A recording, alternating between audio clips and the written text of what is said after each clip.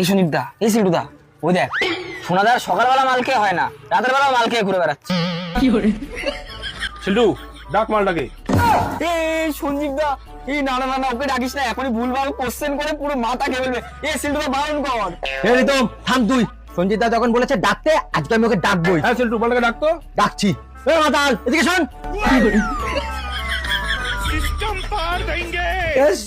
তুই আমাকে আজকে আবার মাতাল বললি?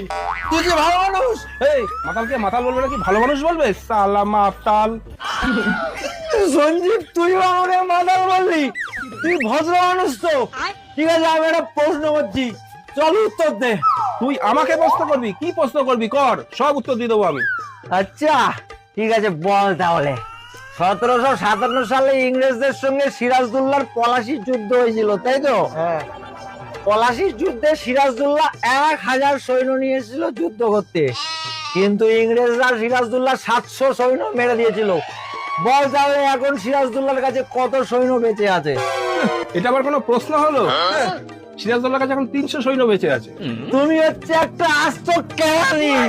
এটা ভুল উত্তর। ভুল উত্তর? তাহলে ঠিক উত্তরটা কি? আরে কেরানি, আমি তো বললাম যুদ্ধটা হয়েছিল 1757 সালে। এটা তো 2025, এখন আর কোনো সৈন্যই বেঁচে নেই। সঞ্জীবদা, আমার হাতে বেঁচে বাড়ি গেলাম। আরে না, একসাথে বাড়ি যাবো। দা তারা কেরানি উত্তর দে, বড় ফোন নিছে। তুই আমাকে মাদার বলেছিস না? চল এবার তুই বল। খবরের কাগজে রাশি ফল দেখিস তো? তাহলে বল কোন দুটো রাশি যোগ করলে 165 হয়? বল বল। মানে মকর, বিষ, কুম্ভ, কোন দুটো রাশি? আরে কেন 82 আর 83 যোগ করলে 165 হয়।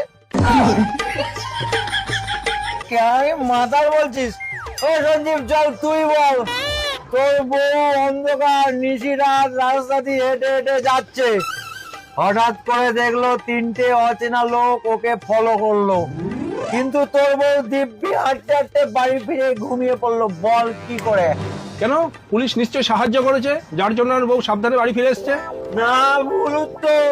তোর বউকে অচেনা লোকগুলো ইনস্টাগ্রামে ফলো করেছিল। সঞ্জীবদা, আমি বাড়ি গেলাম। আরে না, দাঁড়া না, একসাথে যাবো।